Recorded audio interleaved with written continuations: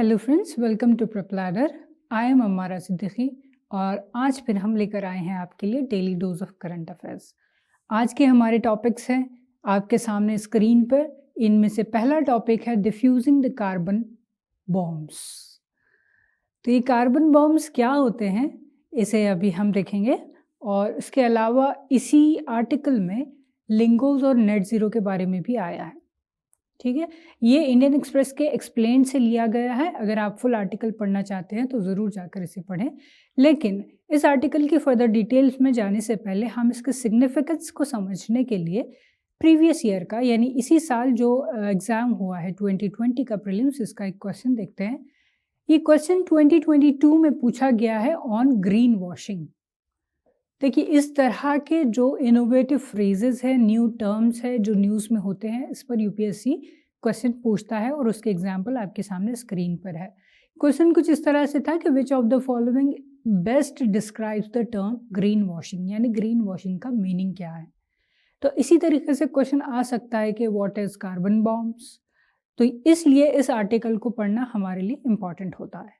और अगर प्रीलिम्स में क्वेश्चन ना भी आए तो इस तरह के क्रिएटिव टर्म्स को, फ्रेजेस को या कॉन्सेप्ट्स को आप मेंस की आंसर राइटिंग में या एसे राइटिंग में यूज़ कर सकते हैं। तो जब भी एनवायरनमेंट रिलेटेड कोई क्वेश्चन आएगा या एसे आएगा, उसमें आप इस टॉपिक को यूज़ कर सकते हैं। अब हम देखते हैं कि what are exactly carbon bombs. Carbon bombs ये ऑयल एंड गैस इंडस्ट्रीज होती है जो कि बहुत ज़्यादा ग्रीन हाउस गैस एमिशन या एयर पोल्यूशन करती है, जिसकी वजह से क्लाइमेट चेंज होता है। ये कितना ज़्यादा पोल्यूशन करती है, इसके लिए अगर आपको एग्जैक्ट नंबर में अगर देखना है तो इनकी कैपेसिटी होती है 1 billion ton in their life time. यानी ऐसी industries, oil and gas industries जिसमें मीथेन एमिशन वाली भी शामिल है, जिनका emission 1 billion ton CO2 in their life time होता है, उन्हें हम कार्बन बॉम्ब्स कहेंगे। ये फ्रेज सबसे पहले गार्डियन न्यूज़पेपर ने अपनी रिपोर्ट्स में यूज़ किया था। इसके बाद बहुत सारे एनवायरमेंटल एक्टिविस्ट ऑर्गेनाइजेशंस इस फ्रेज को यूज़ कर रहे हैं to push for decreasing the green house gas emission. और ग्रीन हाउस गैस एमिशंस का एक मेजर सोर्स होता है फॉसिल फ्यूल्स, यानी पेट्रोलियम, डीजल या गैस जो आप यूज़ करते हो, ये सारी चीज़ें ग्रीन हाउस गैस का एमिशन या एयर पोल्यूशन करती है। ये जो आपको नेक्स्ट पॉइंट यहाँ दिखाई दे रहा है, लिंगो, ये लिंगो एक्चुअली एक इनिशिएटिव है जो कोशिश कर रहा है कि ये कार्बन बॉम्ब्स डिफ्यूज़ हो जाए। ये कैसे कोशिश कर रहा है, ये लिंगो के फुल फॉर्म में ही आपको दिखाई देगा। Live it in the ground initiative, यानी फॉसिल फ्यूल्स जो हम ज़मीन से निकालते हैं उसे ज़मीन में ही रहने दें, ये एक इनिशिएटिव है। यानी ये इनिशिएटिव चाहता है कि हम 100% रिन्यूएबल एनर्जी या इको फ्रेंडली एनर्जी को यूज़ करें और फॉसिल फ्यूल्स को यूज़ करना बंद कर दें। और ये क्यों ऐसा चाहते हैं? पेरिस एग्रीमेंट और IPCC रिपोर्ट, ये दोनों के अकॉर्डिंगली बहुत ही जल्द हम 2 डिग्री सेंटीग्रेड से टेम्परेचर को इंक्रीज़ करने वाले हैं। ये एक डेंजरस सिचुएशन रहेगी for civilisation to survive on the earth. तो ये सिचुएशन हमें फेस ना करना पड़े, इसके लिए लिंगो इनिशिएटिव वर्क कर रहा है। ये एक नेटवर्क है एक्टिविस्ट और ऑर्गेनाइजेशंस का जो चाहते हैं कि फॉसिल फ्यूल्स का 100% यूजेज ख़त्म हो जाए। इन्हीं दोनों टर्म से रिलेटेड एक तीसरा टर्म जो इस आर्टिकल में यूज़ हुआ था वो था net zero emissions. Net zero emissions क्या होता है? विजिबली इसके नाम से आपको दिखाई दे रहा होगा कि एमिशंस को, यानी जो ग्रीन हाउस गैस इमिशन या पोल्यूशन वाली गैसेस हैं, इनका एमिशन ज़ीरो करना है, लेकिन एक्चुअली ऐसा होता नहीं है। ज़ीरो एमिशन होना इम्पॉसिबल है। तो इसका एक्चुअल मीनिंग ये है कि एमिशंस आप कम करोगे और जितने एमिशंस आप कर रहे हो उतनी ही इक्वली एब्जॉर्प्शन कैपेसिटी बढ़ाओगे। एब्जॉर्प्शन कैपेसिटी कैसे बढ़ती है? एफॉरेस्टेशन से, यानी प्लांट लगाने से।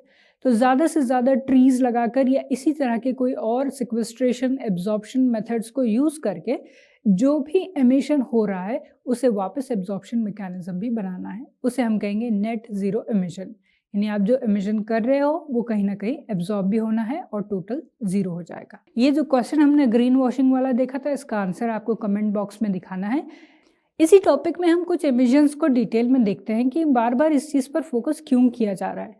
अगर ये ग्राफ आपको विजिबली दिखाई दे रहा है तो यहाँ पर देखिए 3 कलर से मार्किंग की हुई है।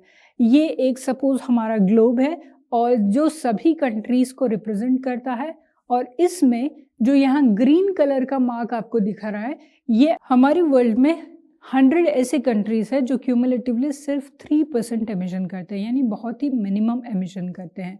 जबकि आप यहाँ पर ऑरेंज वाला कलर देखेंगे जो इस तरफ बाहर की तरफ से दिखाई दे रहा है, ये चाइना, यूनाइटेड स्टेट्स और यूरोपियन यूनियन के लिए है। यानी ये 3 पार्टीज़ ऐसी हैं जो क्यूमुलेटिवली 46% एमिशन करती हैं। आप ये यहाँ पर प्रपोर्शन देखिए कि सिर्फ 3 पार्टीज़ हैं जो कि 16 टाइम्स इनका एमिशन करती है। जितना एमिशन 100 कंट्रीज कर रही है उससे 16 टाइम्स सिर्फ 3 पार्टीज कर रही है, जो कि चाइना, यूएस और यूरोपियन यूनियन है। ठीक है, और 68% जो रेड कलर में दिखाई दे रहा है आपको, इसमें आती है 10 largest green house gas emitters. यानी वर्ल्ड के सिर्फ 10 कंट्रीज हैं जो कि 68% कॉन्ट्रीब्यूशन कर रहे हैं, जबकि 100 कंट्रीज है जो कि सिर्फ 3% कॉन्ट्रीब्यूशन कर रहे हैं। तो ये जो 10 कंट्रीज है, और इन 10 में से भी ये जो 3 पार्टीज है जो कि अराउंड 50% एमिशन के लिए रिस्पॉन्सिबल है, इन्हें स्टेप्स लेना बहुत ज़्यादा ज़रूरी है। तो जब आप मेंस के आंसर राइटिंग करोगे तो इस तरह के ग्राफ बनाकर भी दिखा सकते हो और इन कंट्रीज पर भी फोकस कर सकते हो जब आपको रिस्पॉन्सिबिलिटी के बारे में बात करनी है। तो most of the developed countries या industrialised countries are contributing more than the rest of the countries. हम बढ़ते हैं अपने अगले टॉपिक की तरफ, अग्निपथ स्कीम। अगर आप न्यूज़ देख रहे हैं तो ये स्कीम काफ़ी ज़्यादा न्यूज़ में है, इसको लेकर कुछ प्रोटेस्ट भी हो रहे हैं। ये स्कीम हमने हमारे 2 दिन पहले के करंट अफेयर्स में काफ़ी डिटेल में कवर की थी, आप उसे जाकर ज़रूर देखिएगा। उसके ऊपर एक छोटा सा अपडेट है जो हम आज के करंट अफेयर्स में आपको ऐड करवाना चाहते हैं। पहला अपडेट तो ये है कि प्रोटेस्ट हो रहे हैं तो क्यों हो रहे हैं, अलग अलग रीजंस हैं। बेसिकली जो कॉमन रीजन समझ में आए हैं वो 4 है। सबसे पहला हमारे पास आता है एज। अगर आपको हमारा 2 दिन पहले का करंट अफेयर्स याद होगा तो उसमें हमने आपको बताया था कि अग्निपथ स्कीम में जो एलिजिबिलिटी क्राइटेरिया है उसके लिए एज की एक रेंज दी हुई है, और वो रेंज है 17.5 से 21, यानी 17.5 साल से लेके 21 साल की उम्र का बच्चा इस स्कीम के लिए अप्लाई कर सकता है to join the arm forces. तो इस एज को लेकर प्रोटेस्ट चल रहा है। अब क्यों चल रहा है, देखिए 2 साल से पिछले 3 साल से हम कोविड में अटके हुए हैं। 2020, 21 और अब 22 स्टार्ट हो चुका है, अभी तक भी चीज़ें नॉर्मलाइज नहीं हुए हैं। तो ये 2-2.5 साल का जो अरसा गुजरा है, इस ड्यूरेशन में अपॉइंटमेंट्स या रिक्रूटमेंट्स नहीं हुए हैं। तो जो लोग पहले से आर्म फोर्सेस में जाने के लिए ट्रेनिंग ले रहे थे, कोचिंग ले रहे थे और जिन्होंने काफ़ी सारा इन्वेस्टमेंट कर दिया है, वो लोगों की एज 21 से ज़्यादा हो गई, और इन्वेस्टमेंट करने के बाद अब वो सडनली इनएलिजिबल हो गए हैं। तो एज को लेकर एक प्रोटेस्ट चल रहा है। दूसरा आ रहा है टेम्पररी अपॉइंटमेंट्स को लेकर। एस्पिरेंट्स या जो लोग आर्म फोर्सेस ज्वाइन करना चाहते हैं वो कह रहे हैं कि ये स्कीम सिर्फ टेम्पररी अपॉइंटमेंट्स के लिए है। जैसा कि हमने इसके प्रोविजंस में देखा था कि ये अपॉइंटमेंट 4 साल के लिए होगा, और अर्लियर जो अपॉइंटमेंट्स होते थे वो 17 साल के होते थे, यानी kind of life long employment होता था, या एटलीस्ट इतना होता था कि आपकी लाइफ का मेजर पार्ट एम्प्लॉयड वे में गुजर जाए। तो यहाँ पर टेम्पररी अपॉइंटमेंट को लेकर भी प्रोटेस्ट चल रहे हैं कि सिर्फ 4 साल के एम्प्लॉयमेंट के बाद जो यूथ है, जो यंग या जो जवान है, वो बाहर आकर एम्प्लॉयमेंट के लिए परेशान होता फिरेगा और पता नहीं उसकी स्किल्स डेवलप होगी या नहीं होगी, और वो वापस आने के बाद मार्केट रिक्वायरमेंट के अकॉर्डिंगली जॉब ले पाएगा या नहीं। तो ये एक सेकंड कंसर्न है। थर्ड कंसर्न है बेनिफिट्स का।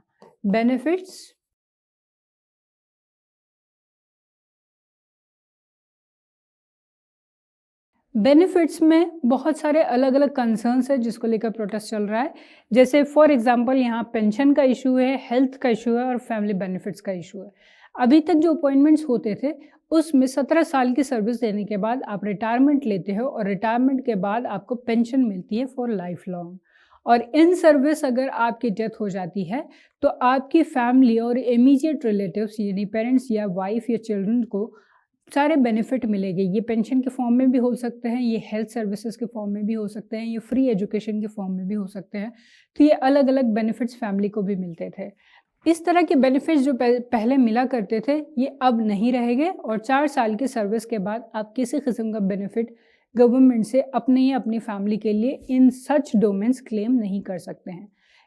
इस बार जो स्कीम में अग्निवीर का अपॉइंटमेंट होगा उनके लिए वन टाइम बेनिफिट्स है, यानी वो 4 साल जॉब करेंगे, उनके ही सैलरी से कुछ अमाउंट डिडक्ट की जाएगी जो कि 30% ऑफ सैलरी होगी। यानी अगर वो 30,000 कमाते हैं तो उसमें से 9,000 डिडक्ट करके उन्हीं के लिए एक फंड में, जिसे हमने सेवा निधि फंड कहा था, उसमें स्टोर किया जाएगा और सेम अमाउंट गवर्नमेंट भी सेव करेगी। यानी एक पर्टिकुलर अग्निवीर के लिए अगर वो 30,000 कमाता है तो 9,000 गवर्नमेंट डालेगी और 9,000 इसकी सैलरी से डिडक्ट होगा। ऐसे 18,000 हर मंथ सेव होते रहेंगे। तो ये सेविंग 4 साल चलेगी और इसी सेविंग को विद इंटरेस्ट अग्निवीर को दिया जाएगा आफ्टर 4 ईयर्स, ताकि वो कुछ बिजनेस करे या कुछ एम्प्लॉयमेंट अपने लिए बना सके। तो ये जो मेथड है ये वन टाइम बेनिफिट का मेथड है, यानी एक बार आपकी सर्विस खत्म हो गई उसके बाद आपको जो बेनिफिट मिल गया। इसमें कोई पेंशन का प्रोविजन नहीं है, किसी हेल्थ सर्विसेज का प्रोविजन नहीं है या फैमिली बेनिफिट्स का प्रोविजन नहीं है। इसी तरह से डेथ या डिसेबिलिटी का भी वन टाइम एक्सग्रेशिया है, यानी अगर अग्निवीर को इन सर्विस कुछ हो जाता है तो उसकी फैमिली को वन टाइम बेनिफिट कुछ मिलेगा जो कि कुछ लाख रुपए के आसपास है। अलावा जो फोर्थ कंसर्न हमारे पास है वो है अनएम्प्लॉयमेंट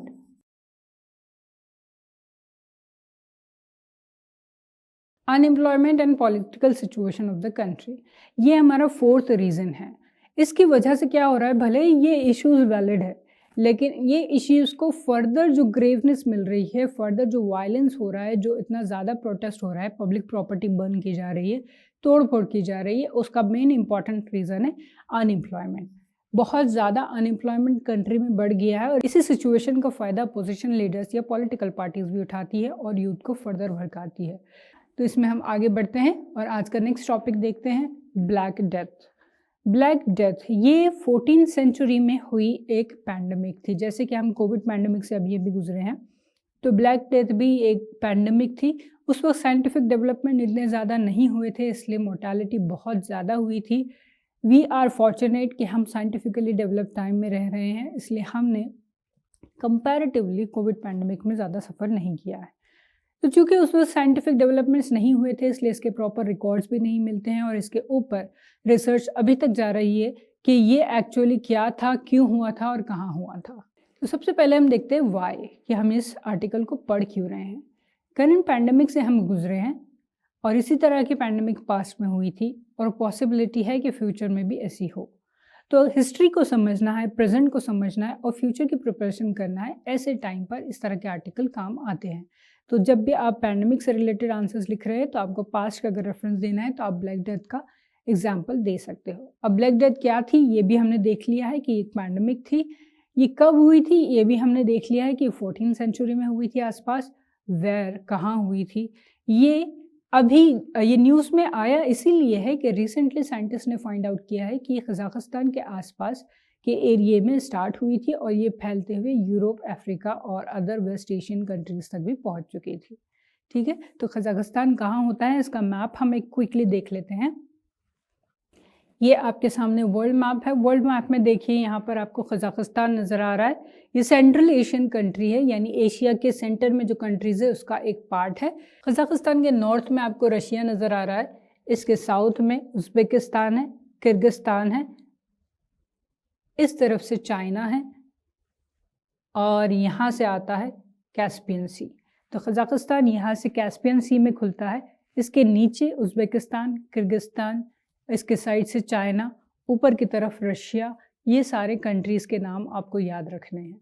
तो ये रीजन काफ़ी ज़्यादा न्यूज़ में रहा है, इसको आप गौर से देखिए। एक बार फिर मैं आपको रिमाइंड करती हूँ कि इस साल के पेपर में अफगानिस्तान और इसके बॉर्डरिंग कंट्रीज़ पर क्वेश्चन आया है।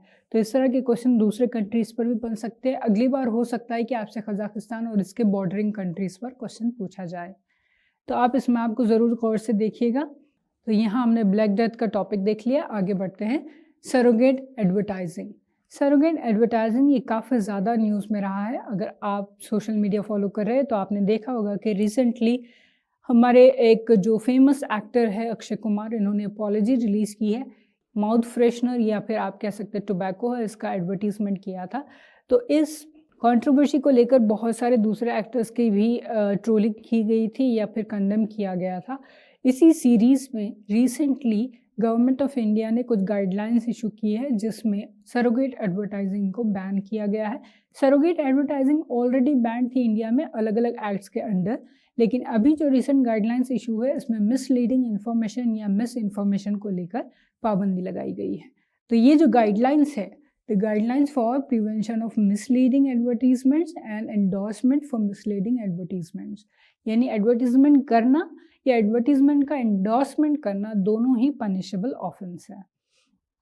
इसमें 50 लाख के आसपास आपको जुर्माना देना होगा अगर आप मिसलीडिंग एडवर्टीजमेंट करते हो या एंडोर्समेंट करते हो। इसी तरीके से चिल्ड्रन को लेकर भी इसमें गाइडलाइंस दी गई है कि बच्चों की मेंटल हेल्थ या फिजिकल हेल्थ को कंसीडर करते हुए एडवर्टीजमेंट बनाएं। ऐसे एडवर्टीजमेंट जो मिस इन्फॉर्मेशन देते हैं या बच्चों की हेल्थ पर इम्पैक्ट करते हैं, ऐसे प्रोडक्ट्स के एडवर्टीजमेंट को हटा दिया जाएगा और ये पनिशेबल ऑफेंस होंगे। तो ये कुछ प्रोविजंस है जो अभी न्यूज़ में रहे हैं। सरोगेट एडवर्टीजमेंट, ये जो कॉन्सेप्ट है ये आपके लिए इम्पॉर्टेंट है। सरोगेट एडवर्टीजमेंट में एक्चुअली होता क्या है, जैसे कि यहाँ देखिए, मैं इस चीज़ को एंडोर्स नहीं कर रही हूँ, ना ही मैं प्रमोट कर रही हूँ, ये जस्ट एक एग्जाम्पल के लिए आपके सामने है कि यहाँ पर विमल पान मसाला का एडवर्टीजमेंट है, लेकिन नीचे इन्होंने इलायची लिख दी है। यानी एक्चुअल जो प्रोडक्ट है ये इसका प्रमोशन नहीं कर रहे, इसका एडवर्टीजमेंट नहीं कर रहे हैं, क्योंकि ये अंडर द लॉ बैंड है। ठीक है, ऐसे ही यहाँ पर सिग्नेचर, ये एक पान मसाला है जिसको अगेन इलायची के नाम से प्रमोट किया जा रहा है। और ये जो फेसेस आपको दिख, ये बहुत ही ज़्यादा रीनोन्ड सेलिब्रिटीज़ हैं जिनको मास या पब्लिक फॉलो करती है। मिलियंस ऑफ फॉलोवर्स रखने वाले ऐसे सेलिब्रिटीज़ जब इस तरह के एडवर्टीजमेंट करते हैं तो इसे हम एंडोर्समेंट भी कहेंगे। यानी ये सिर्फ एडवर्टीजमेंट नहीं है बल्कि ये पब्लिक को मैसेज दे रहे हैं कि दिस प्रोडक्ट्स आर गुड, यानी ये इसको एंडोर्स भी कर रहे हैं। तो ये जो एडवर्टाइजिंग है ये सरोगेट एडवर्टाइजिंग है, यानी डायरेक्टली उस प्रोडक्ट का एडवर्टीजमेंट नहीं किया जा रहा बल्कि उस प्रोडक्ट के नाम से किसी और चीज़ का एडवर्टीजमेंट किया जा रहा है। ठीक है, तो ये आपके सामने एग्जाम्पल थी। इसी तरह के और भी एग्जाम्पल्स हैं, जैसे वाइन के यूजुअली अल्कोहल के जो एडवर्टीजमेंट है जो कि इंडिया में बैन है, उसे वाटर बॉटल के फॉर्म में प्रेजेंट किया जाता है या उसका एडवर्टीजमेंट किया जाता है। इसकी फ़ोटोज़ भी आपको इंटरनेट पर अवेलेबल है। ड्यू टू रीजंस मैंने यहाँ पर आपको डिस्प्ले नहीं किया है, लेकिन एग्जाम्पल को समझने के लिए आप लोग उसे देख सकते हो। कि फर्दर डिटेल्स और all the provisions description box में हमने PDF डाली है, इसमें अवेलेबल है। नेक्स्ट टॉपिक हमारे पास है भारत गौरव ट्रेन। भारत गौरव ट्रेन ये इंडिया की पहली प्राइवेटली ओन्ड या प्राइवेटली रन एक ट्रेन है। ये जो भारत गौरव ट्रेन है ये एक्चुअली एक स्कीम या भारत गौरव पॉलिसी जो कि नवंबर 2021 में स्टार्ट की गई थी। इसके अंदर चलने वाली पहली ट्रेन है जो कि कोयम्बटूर से शिरडी तक जाएगी। कोयम्बटूर तमिलनाडु में है और शिरडी महाराष्ट्र में है। तो ये थीम बेस्ड ट्रेन है। देखिए यहाँ पर थीम बेस्ड इंपॉर्टेंट वर्ड है। थीम बेस्ड ट्रेन यानी इस पर अभी करंटली जो ट्रेन चल रही है वो स्पिरिचुअलिटी या रिलीजन को लेकर चल रही है। इसी तरह से टूरिज्म की अलग अलग थीम्स लेकर प्राइवेट ट्रेन चलाई जाएगी जिसे प्राइवेटली ओन या प्राइवेटली रन कंपनी चलाएगी। अब प्राइवेट सेक्टर का ट्रेन में या रेलवेज में क्यों इंटरफेरेंस लाया जा रहा है या फिर इसका रोल क्यों इनिशिएट किया जा रहा है, इसके बहुत सारे रीज़न हैं। प्राइवेट सेक्टर कम्पिटिटिव होता है, ये सर्विसेज और एक्सपर्टीज़ प्रोवाइड करता है। इसी तरीके से टूरिज़्म या थीम बेस्ड जो स्पेसिफिक सेक्टर्स है वहाँ पे हमें एक्सपर्टीज़ की बहुत ज़्यादा ज़रूरत होती है। तो इंडिया में टूरिज़्म को प्रमोट करने के लिए और रेलवेज़ को एक बेनिफिशियल चीज़ या फिर एक प्रॉफिट एंटिटी बनाने के लिए प्राइवेट सेक्टर को इन्वॉल्व किया जा रहा है। तो आप भारत गौरव ट्रेन के बारे में याद रखिए कि इंडिया की पहली privately run and operated theme based train है। ठीक है, यहाँ पर हमारा आखिरी टॉपिक हुआ। कल हमने कुछ क्वेश्चंस लिए थे, उन क्वेश्चंस के आंसर्स हम देखते हैं। यहाँ आपके सामने 2018 का क्वेश्चन है। इस क्वेश्चन में प्रधानमंत्री कौशल विकास योजना के बारे में बात की गई है। ये क्या है? पहला स्टेटमेंट यहाँ दिया है कि ये फ्लैगशिप स्कीम है of ministry of labour and employment. First statement अगर आपने गौर से पढ़ा होगा तो आपको समझ आ गया होगा कि ये रॉन्ग है। ये ministry of labour and employment की नहीं है, इसकी अपनी मिनिस्ट्री है, मिनिस्ट्री ऑफ स्किल डेवलपमेंट इसकी स्कीम है। तो फर्स्ट स्टेटमेंट रॉन्ग हो गया, तो यहाँ से A और B चला जाएगा। फिर उसके बाद आता है सेकेंड स्टेटमेंट। तो यहाँ आप दोनों ऑप्शन को ऑब्जर्व करिए, दोनों में 2 है, यानी टू स्टेटमेंट ऑलरेडी करेक्ट है, तो हम थर्ड पे फोकस करेंगे। It aims to align the competencies of unregulated workforce of the country to the national skill qualification framework. यानी अनरेगुलेटेड जो हमारा वर्कफोर्स है उसको रेगुलेट करने के लिए, उसे फॉर्मल सिस्टम लाने के लिए हम नेशनल स्किल फ्रेमवर्क के साथ में से अटैच करेंगे, और ये स्टेटमेंट करेक्ट है, तो इसलिए हमारा ऑप्शन हो जाएगा सी। नेक्स्ट क्वेश्चन था कल का, Atal innovation mission is set up under, तो इसका डायरेक्ट से आंसर है नीति आयोग। और थर्ड क्वेश्चन था डिस्गाइज्ड अनएम्प्लॉयमेंट। डिस्गाइज्ड अनएम्प्लॉयमेंट क्या होता है? जब किसी सेक्टर में वर्कफोर्स उसकी कैपेसिटी से ज़्यादा आ जाता है, जैसा कि हमने कल के आर्टिकल में देखा था कि जो वर्कफोर्स एग्रीकल्चर सेक्टर में बढ़ रहा है वो जीडीपी कंट्रीब्यूशन को नहीं बढ़ा पा रहा है, यानी जीडीपी कंट्रीब्यूशन अपनी तरह स्टैग्नेंट है, लेकिन उसमें लेबर फोर्स बढ़ता जा रहा है। यानी पहले जहाँ पर 100 क्विंटल को प्रोड्यूस करने के लिए 10 लोग काम करते थे, अब वही 100 क्विंटल प्रोड्यूस करने के लिए 12 लोग काम कर रहे हैं या 15 लोग काम कर रहे हैं, यानी प्रोडक्शन में कोई इंक्रीज नहीं है। तो ये जो टाइप ऑफ एम्प्लॉयमेंट होता है उसे हम डिस्गाइज्ड एम्प्लॉयमेंट कहते हैं, यानी जो मार्जिनल प्रोडक्टिविटी होती है वो ज़ीरो हो जाती है, तो आंसर इसका सी रहेगा। नेक्स्ट क्वेश्चन था हमारा with reference to periodic labour force survey, जो कि हमने कल देखा है। उस रेफरेंस से यहाँ 3 स्टेटमेंट दिए गए थे। कमेंट सेक्शन में बहुत सारे लोगों ने सही आंसर दिया है और इसका आंसर है सी 2 और 3। फर्स्ट स्टेटमेंट रॉन्ग है, यहाँ पर लिखा है ministry of labour and employment, जबकि हमने कल देखा है पीआईबी के पेज पर कि periodic labour force survey NSO निकालता है और एनएसओ होता है ministry of statistics and programme implementation. ये आंसर्स हुए हैं हमारे, और आज के जो क्वेश्चन स्टार्टिंग में गुजरे उसके आंसर आप ज़रूर दीजिएगा। यहाँ हमारा आज का डिस्कशन ख़त्म होता है। आई होप आपने करंट अफेयर्स को एंजॉय किया होगा। इसी तरीके से अपडेटेड रहने के लिए रोज़ाना हमारे वीडियोज़ को देखते रहिए और चैनल को ज़रूर सब्सक्राइब करिए। Thank you.